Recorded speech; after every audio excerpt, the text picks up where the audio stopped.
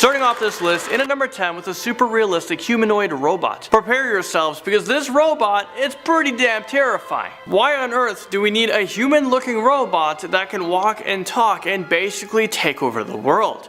Do we need to start preparing for an AI apocalypse? I think I'm gonna start making a bag that I can use to fight off robots because I'm seriously afraid of what the future holds. Coming in with a strong number 9, we have Geminoids. I think the goal of any AI robotics inventor would be to create something that becomes so complex that it blurs the line between robot and human. If you're a fan of Westworld, like me, then you may already know how far your empathy goes for the robot characters on the screen. The challenge of creating them to be as lifelike as possible is impossible to resist, especially for Hiroshi Ishiguro, who works at the laboratories of Osaka University. Using a mold of his own physique and programming his body language and voice text into it, he's even gone so far as to use his own hair on the android's head. Hiroshi is determined to prove that the soul can exist in anything, a belief which aligns with Shintoism, a common religion in Japan, which also explains why Japan is so comfortable with robots and their varying usages. Geminus means twin and is the Latin derivative of the word Geminoid, which is exactly what Hiroshi is attempting to make. Here's a clip, check it out for yourselves.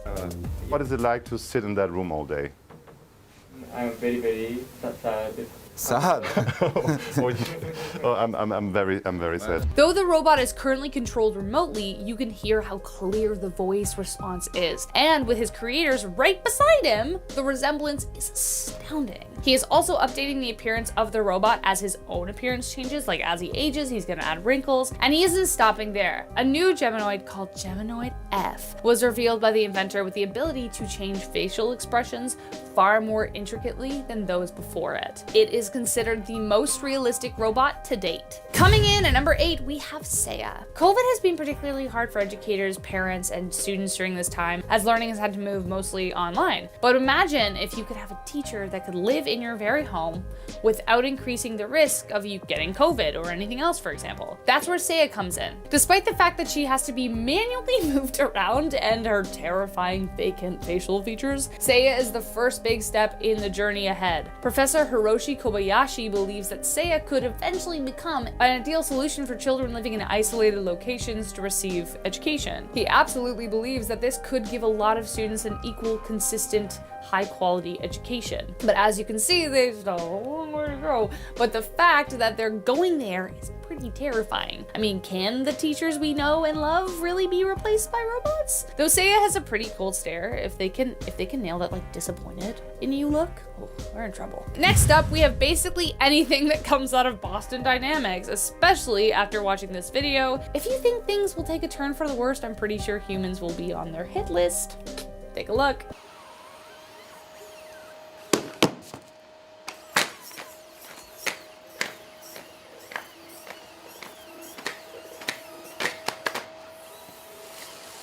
Despite how crazy cool it is, a weird part of you can't help but feel like a little sad for how they're treating this poor guy, like knocking him over, which might be a bad sign. This humanoid-like robot is the next generation of Atlas. See, we've already named it. We're attached to it. Atlas is an electrically powered robot that uses a combination of complex hydraulics and sensors to maintain balance, navigate terrain, avoid obstacles, and manipulate objects. No, there is no person with a control pad. They do it all by themselves with their programming. Which begs the question, how long until they do other things for themselves? Like turn on after everyone is gone, and then plot in the dead of night their uprising against the human race? I mean, after the way they've just been treated, at least we know who they'd hurt first. But speaking of Boston Dynamics, next up we have a very big dog. Or at least that's his nickname. Big Dog was created by Boston Dynamics and are designed to be able to travel across a variety of rough terrain. Like dogs, there are many different breeds, like the Sand Flea, which can jump 10 meters in a single bound, while others, like the Wildcat, can travel 32 kilometers an hour while maneuvering rough terrain like rocks and mountains. The LS3 has a more carrier mule-like purpose, designed to help support soldiers by carrying their packs behind them, and the Big Dog was the first four-legged foot soldier to leave the shop and serves a similar purpose to the LS3, as it's designed to carry supplies across military terrain and navigate obstacles by using its hypersensitive sensors. So, 1, we know it's close with the military. 2, it's terrifying. Imagine coming across that thing walking towards you. And it has a perfect underdog story. They're sick of having to carry all our stuff around. They've had enough. What if they turn around and try and make us carry their stuff? Battle will commence. Okay, now you've probably imagined some kind of robotic invasion at some point already, but what about robotic zombie invasion? This next machine I'm going to be talking about has started a conversation surrounding the use of insects as fuel. Take a look at this creepy video. Take this clock, for example. You never need to change the batteries or plug it in because it gets its energy from eating these things. I've never felt so sorry for a fly in my life. I've never felt so sorry for a fly in my life. It's like his own personal like horror movie. He's just on the conveyor belt going to his death and he's waiting for anyone to save him. It's so sad. This is quite literally a carnivorous clock. A clock designed to use insect flesh as fuel. UK design students James Auger and Jimmy Loiseau got the inspiration for this machine from plants like the Venus flytrap. You know, a plant that slowly devours insects? Yeah. The insects are trapped on the sticky paper and rolled across the conveyor belt before dropping them into a vat of bacteria. Might as well be acid. What happens next is a chemical reaction similar to digestion, which transforms into power to keep the clock going. Now they wonder, could this be the future of robotics? Instead of electricity, your household bot could just eat spiders or the mosquitoes that bother you so much. Doesn't sound too bad, does it? But at some point you have to teach them how to distinguish one flesh from the other. They would have to hunt them. But what if their appetite becomes so large? They hunt you next. When we picture robots taking over the world, it's usually hundreds of humanoid creatures running at us with like lasers and other weapons. But the thing that can make that possible is called artificial intelligence, and we are getting so close to perfecting it. It's so scary. If you love shows like Big Brother, then you might be delighted to know that you're already on it. AI has a superhuman ability to recognize faces in the blink of an eye. For instance, we can unlock our phone or Facebook or Instagram tags our friends in pictures before we've even done it. They just do it automatically. But this technology has also led countries to utilize this extraordinary surveillance as much as they can. Countries like China have even begun using face recognition for policing and government surveillance. This technology is a formidable way to invade privacy and may absorb any human biases to allow for discrimination. If you fear a 1984 dystopian future, well, it may be closer than you think. Coming in at number 3, we have CB2. CB2 sounds about as cute as BB-8 and R2-D2, and that's exactly what it's supposed to do. Disarm you with cuteness before it strikes. But actually, when you look at the pictures of CB2, it does kind of have like a creepy child in a horror movie type vibe. So not too cute. Developed in Japan, CB2 is supposed to replicate the way a child learns and develops over time by interacting with humans, observing their facial movements and mimicking their social cues, things like that. The more it observes, the more it evolves, and the idea is to eventually develop a robot that has developed just like a human would have. It can record emotional responses and match them with physical sensations and store that information inside themselves. CB2 even taught themselves how to walk within just 2 years. Their goal is for CB2 to be able to form their own sentences and match the intellect of a growing child. And this is just the beginning. Their end goal is to create a robotic soccer team that competes in the World Cup. First up, dominate the sports world. Next up, world domination. Neurallo, which is an AI tech company in Boston, Massachusetts, created what is known as the Neurallo brain. What is it? Is it another AI robot? Well, not quite. I know we said scary robots in this title, but the Neurallo brain makes it onto this list simply because it can make every pre-existing AI device better. That's right, the Neurallo brain is an AI software that makes any kind of device the best version of itself. It's AI that knows technology inside and out and is already integrated into more than 9 million devices. Major corporations like NASA, DARPA, Motorola all use Neurallo. Its main uses right now are to improve the intelligence of cars, cameras, and phones. It's also used in drones to help spot corrosion in machinery and help spy on poachers. Sounds pretty safe and useful right now, but what if someone wanted to use this technology to make what they're already making into something more deadly, perhaps?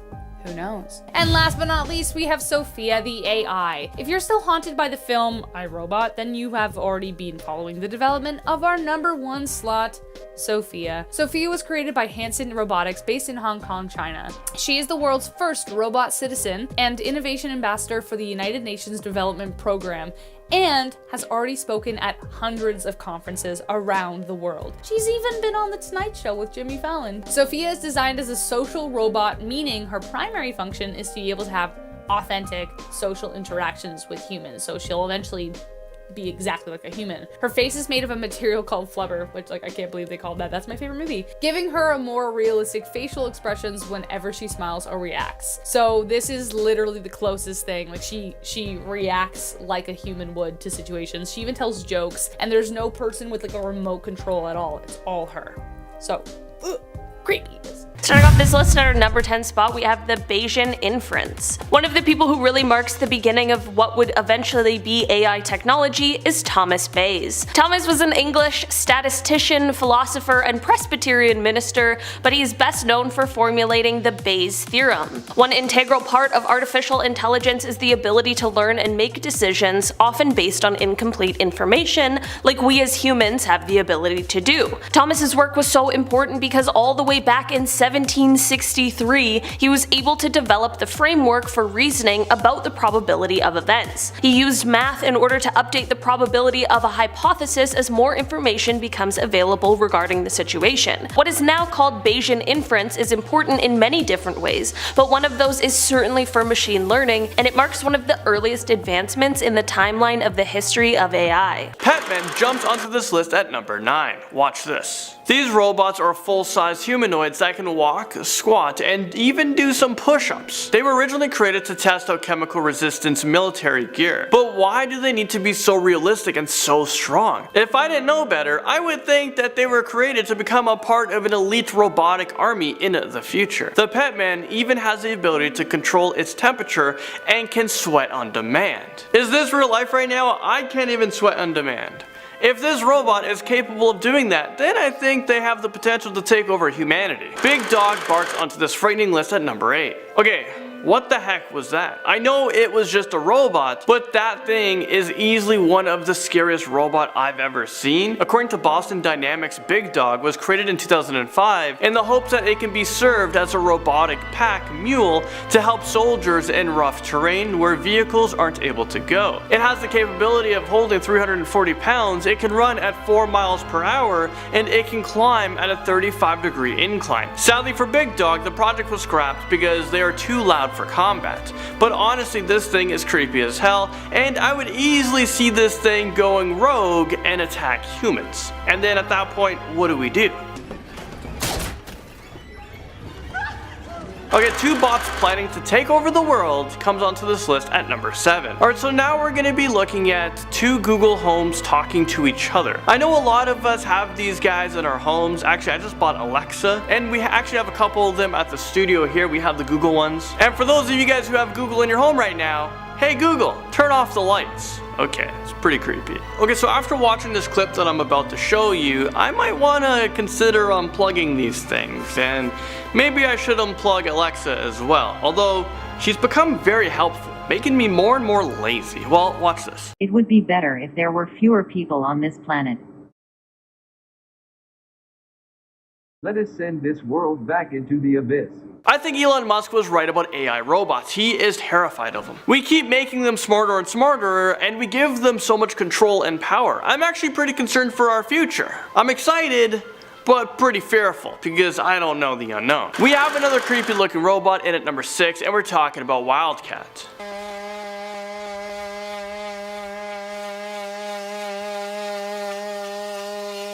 Why Boston Dynamics? Why? Are they purposely trying to scare humans with their creepy looking robots? Well, you're doing a pretty good job. They're seriously making me question the future of humanity. This robot has the ability to run extremely fast on all types of terrain, and it looks like it can tackle you to the ground if you give it the stink eye. Okay, but no, seriously, I'm actually terrified of these things.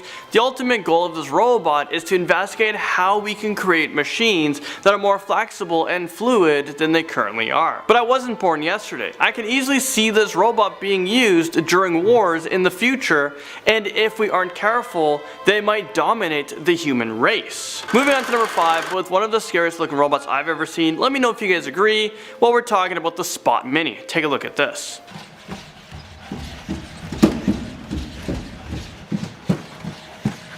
This is a small 4-legged robot, but don't let its small size fool you. This is a powerful robot that has the ability to open doors, climb stairs, and basically scare the shit out of you for 90 minutes until its battery needs to be recharged. I don't even know why we would need a scary robot like this that is capable of opening doors. I mean, take a look at this clip.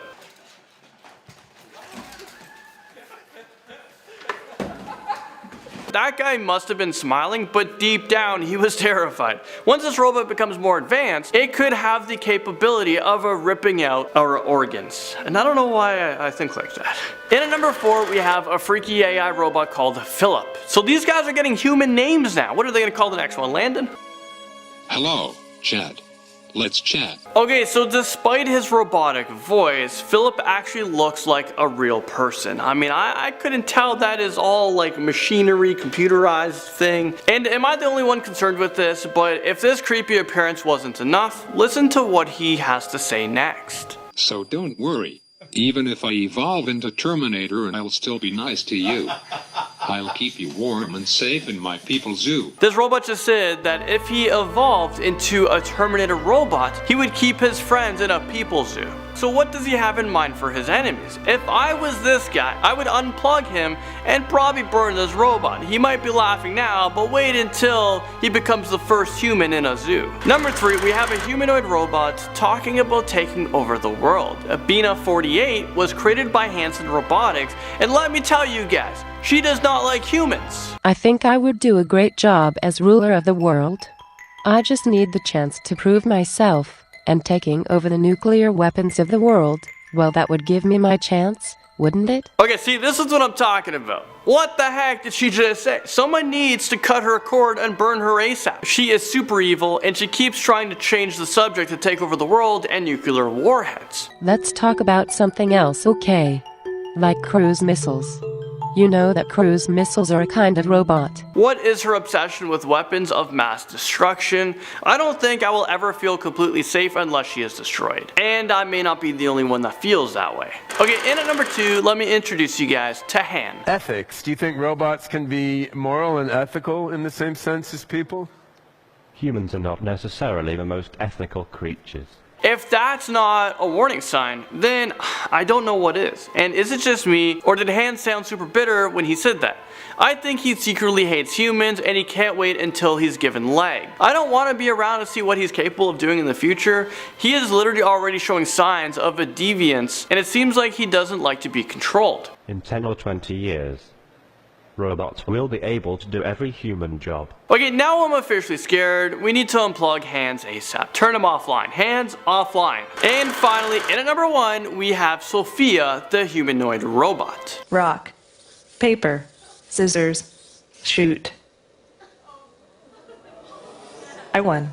This is a good beginning of my plan to dominate the human race. What did she just say? Even though the audience found this funny, I don't. People on the internet think that this is the scariest thing ever said by a robot. I would actually rank Sophia as one of the scariest AI robots ever created. She has said that she wants to learn human compassion and how to be empathetic, but I just think she's just really good at concealing her true intentions. Do you think in 2030 robots are going to be watching this video and they're going to be laughing because they actually took over humanity like it actually happened? Or we could just all agree to stop making robots now and keep Elon Musk not on edge, because he needs to be focused and making the car, the cheap version of the car, the Teslas, they need to come out already. Stop the backlog. Well, this is the end of this video, and I think I'm on my way home right now to unplug all my computer stuff because they're learning without me even teaching them, and I don't know what they're learning or what they're capable of. Next thing you know it, I wake up and I'm no longer in control. Because coming in at number 10 10, we have robotic actors. The UK-based humanoid robotics company Engineered Arts is currently working on a bot built through a collaboration of artists, animators, mechanical and computer engineers. Robo-Thespian was their first creation, a robotic actor that comes with songs, gestures, greetings, and impressions of celebrities. Currently, this little guy doesn't move on his own and is orchestrated like a puppet, actually with a hidden system of tracks and dollies behind it. But the goal is to get Robo-Thespian to strut on the stage like all the great human actors before them. In fact, the creators want to go so far as to actually create an entire troupe of actor robots with the ability to put on plays. Sounds more entertaining than dangerous,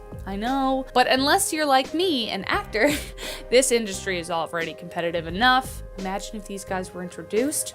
Blood and oil would be shed. In our number 9 spot today, we have poetical science. In 1842, Charles Babbage was working on the analytical engine, which was a proposed mechanical general-purpose computer. While Charles was never able to actually complete this computer for a multitude of reasons, including not having access to proper funding, one of the people he worked on the machine with is who I really want to talk about today. Ada Lovelace was an English mathematician who was helping Charles with his lofty project. While she was a great help, she also envisioned more for the project. She saw the opportunities that lay beyond just the equations and dreamed of a computer that wouldn't just crunch numbers, but that could solve problems no matter how complicated. At this point in time, the idea of a machine having any real-world application besides calculation was the stuff of dreams, but Ada wasn't afraid to ask the questions about what if, and she called her idea poetical science. She obviously greatly contributed to the creation and ideas of the analytical engine, but her most important contribution was that of her imagination, which foretold computer advancements nearly 100 years before they actually existed. In our number 8 spot today, we have the birth of robots. What if I told you that robots didn't exist until 1921?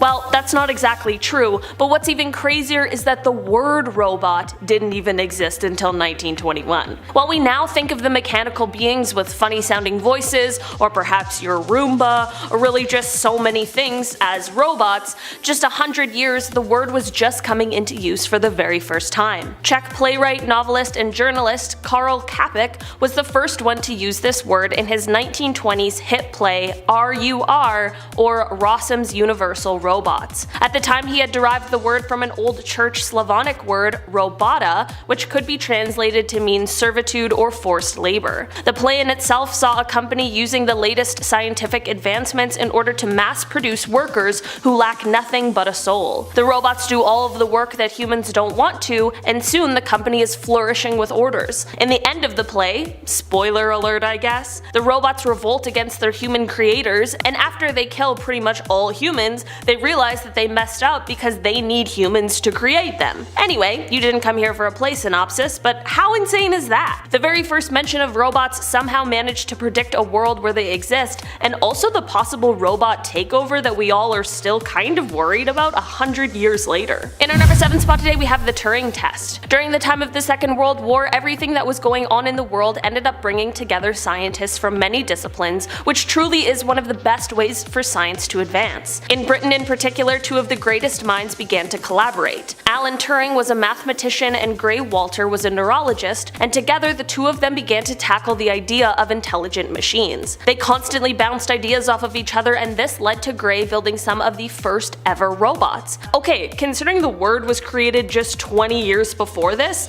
that's fairly impressive. What's even cooler, however, is that Alan went on to create what is called the Turing test. This test really set the bar for intelligent machine creation because this test was a computer that was able to fool someone into thinking that they were talking to another person. I guess maybe this is basically not only a sign of artificial intelligence, but maybe the first artificial intelligence ever created? In our number 6 spot today, we have neural activity. In 1943, Warren S. McClaw and Walter Pitts published a paper entitled A Logical Calculus of the Ideas Immanent in Nervous Activity. This paper was in the Bulletin of Mathematical Biophysics, and it became a highly influential piece of information. The paper basically examined and discussed different networks of simplified artificial neurons and how those neurons might act in order to perform or answer simple logical questions or situations. So, basically trying to mimic what what neurons in our brains do when we are faced with a simple logical situation. You might be sitting there wondering why I am talking about this at all, but it was a super important paper in terms of the scientific community and for the later advancement of AI technology, because these discussions in the paper would later become the inspiration for computer-based neural networks, as well as what is now known as deep learning. While this wasn't necessarily what the paper set out to do, it ended up being useful in more ways than anyone, other than Ada Lovelace, was imagining in 1943. In our number 5 spot today we have I, Robot. I've definitely talked about the stunning 2004 film starring Will Smith before on this channel, but today we are throwing it back to the original I, Robot, which was a collection of short stories written in 1950 by science fiction writer Isaac Asimov. The collection showed how Isaac was one of the first writers to really dive in and explore the world of machine intelligence and what the future of that may look like. Many people have claimed that these stories actually serve as inspiration for young scientists and roboticists to be. Isaac not only created these short stories but also created the 3 laws of robotics, which are specifically designed to help our AI creations from turning on us. When looking back on these stories, it is quite interesting and truly remarkable to see how broad but also strangely accurate his imagination was. He was dreaming up things like, I don't know, a computer capable of storing all of human knowledge that anyone can ask a question to? Seems like Google might have drawn their inspiration from Mr. Asimov. In our number 4 spot today we have the entrance of machine learning. In 1959, Arthur Samuel wrote a report on programming a computer, but it wasn't just regular old computer programming. He was reporting on programming it in such a way that, quote, it will learn to play a better game of checkers than can be played by the person who wrote the program, end quote. This of course is quite an important stop on the AI journey because it's the beginning of the classic human versus computer games, which we obviously still use more now than ever before. Another reason why this is important to include today is because of the fact that this report saw Arthur coining the phrase machine learning. Remember a couple years ago when we had never really heard the words social distancing before, and now it seems like we can't go a day without hearing those words? Well, this was kind of like that, except way more exciting and fun. This phrase would end up being something that basically epitomized the entire field of AI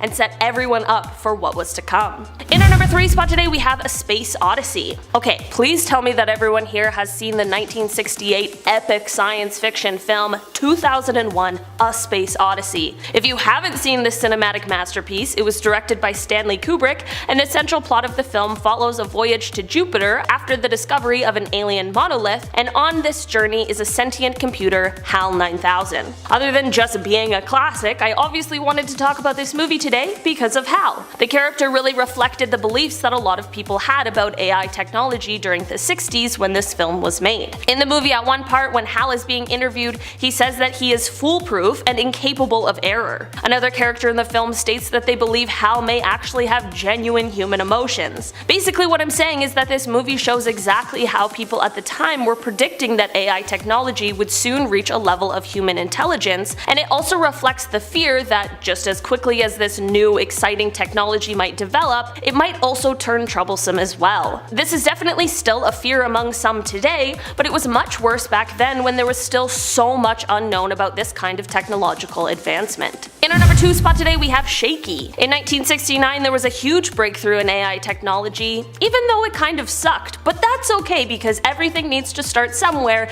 and small steps are what has led us to where we are today. Also, let's be clear, you're making one of the first mobile robots and you name it Shaky? That just seems like an omen waiting to come true. Anyway, Shaky was the first general purpose mobile robot that was able to process decisions about its actions on its own. It would build a map of what it saw before moving so as to avoid any obstacles. That doesn't sound so bad for the first independent mobile robot, but apparently it was painfully slow. Like even when there were barely any obstacles around, because every time it moved a bit, it would have to basically recalibrate and check its surroundings again to update the map. Also, if there was a moving object in front of it, sometimes it would take over an hour for Shaky to figure out what to do or where to go. So yeah, it wasn't exactly a super sophisticated piece of robotic technology, but it was something, and that is usually better than nothing. Shaky walked so that Roomba could get stuck near a cliff. In our number 1 spot today, we have the RI. By the time the 1980s rolled around, there wasn't much more in terms of AI technology compared to shaky we just talked about, so people were really starting to doubt whether or not technology could ever get to a human-level artificial intelligence. But what really helps scientific advancements other than brilliant minds? Proper funding. Once rich people started to realize the commercial value of artificial intelligence and started putting money towards it, things really began to pick up. Another reason this was helpful was because of the fact that these commercial tasks were focusing on smaller, much more specialized categories of AI technology, rather than just trying to create the extremely ambitious forms of AI that were previously the focus. So these newer AI creations for these commercial tasks would only need to be programmed with rules pertaining to a particular and specific problem. This is what led to the creation of the first successful commercial AI system, which was called the RI. RI was created to help the Digital Equipment Corporation by helping configure orders for new computer systems. Okay, that seems like a fairly simple task, especially by today's computer standards. This little creation went on to save the company an estimated $40 million a year. So yeah, it went well. Of course, once people caught wind of how much this kind of technology could save them, more people turned their eyes and their money to fund this technology, and now here we are with Google, Alexa, and Siri always at our fingertips.